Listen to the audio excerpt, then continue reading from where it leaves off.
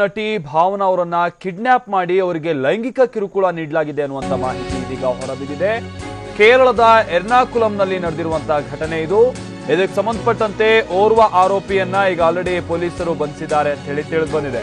ಭಾವನಾ ಅವರು ಕನ್ನಡದಲ್ಲಿ ಹಲವು ಚಿತ್ರಗಳಲ್ಲಿ ಆಕ್ಟ್ ಮಾಡಿದ್ದಾರೆ. ಅದರಲ್ಲೂ ಕೂಡ ಜಾಕಿ ಚಿತ್ರದ ಮುಖಾಂತರವಾಗಿ ಕನ್ನಡದಲ್ಲಿ ಅಭಿನಯಿಸಿದ್ರು. ಜೊತೆಗೆ ಮಲಯಾಳಂನ ಖ್ಯಾತ ನಟಿ, ಜೊತೆಗೆ ಖ್ಯಾತ ನೃತ್ಯ ಕಲಾವಿದೆ ಕೂಡ ನಟಿ ಭಾವನಾ. ಇಂಥ ನಟಿಯನ್ನ ಓರ್ವ ದುರುಳ ಕಿಡ್ನಾಪ್ ಮಾಡಿ ಅವರಿಗೆ ಲೈಂಗಿಕ ಕಿರುಕುಳವನ್ನ ನೀಡಿದ್ದಾನೆ ಅಂತ ಹೇಳಿ ತಿಳಿದು ಬಂದಿದೆ.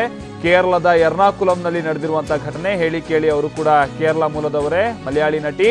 ಹಾಗೆ ಓರ್ವ ಆರೋಪಿಯನ್ನ ಇದಕ್ಕೆ ಸಂಬಂಧಪಟ್ಟಂತೆ ಈಗ ಆಲ್ರೆಡಿ ಪೊಲೀಸರು ಬಂಧಿಸಿದ್ದಾರೆ ಅಂತಲೂ ಕೂಡ ತಿಳಿದು ಬಂದಿದೆ.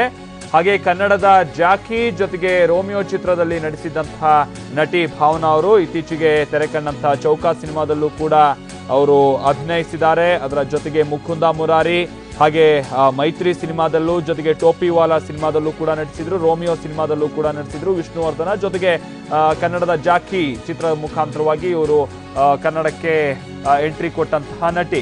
ಅದನ್ನು ಹೊರತುಪಡಿಸಿಯೂ ಕೂಡ ದಕ್ಷಿಣ ಭಾರತದ ಹಲವು ಭಾಷೆಗಳಲ್ಲಿ ಹಲವಾರು ಚಿತ್ರಗಳಲ್ಲಿ ನಟಿಸಿರುವಂತಹ ನಟಿ. ಸೊ ಭಾವನಾ ಅವರಿಗೆ ಈಗ ಲೈಂಗಿಕ ಕಿರುಕುಳವನ್ನ ನೀಡಲಾಗಿತ್ತಲ್ಲದೆ ಅವರನ್ನ ಕಿಡ್ನಾಪ್ ಮಾಡಿ ಈ ರೀತಿಯಾದಂತಹ ಒಂದು ಕೃತ್ಯವನ್ನ ಎಸಗಲಾಗಿತ್ತು ಅಂತಾನೂ ಕೂಡ ಲಭ್ಯ ಆಗಿರುವಂತಹ ಮಾಹಿತಿ. ಈ ಬಗ್ಗೆ ಮತ್ತಷ್ಟು ಮಾಹಿತಿ ಕೊಡ್ತಾರೆ ನಮ್ಮ ಪ್ರತಿನಿಧಿ ಚಂದ್ರಮೋಹನ್. ಏನು ಲಭ್ಯ ಆಗಿರುವಂತಹ ಡೀಟೇಲ್ಸ್ ಇದ್ರ ಬಗ್ಗೆ ಚಂದ್ರಮೋಹನ್?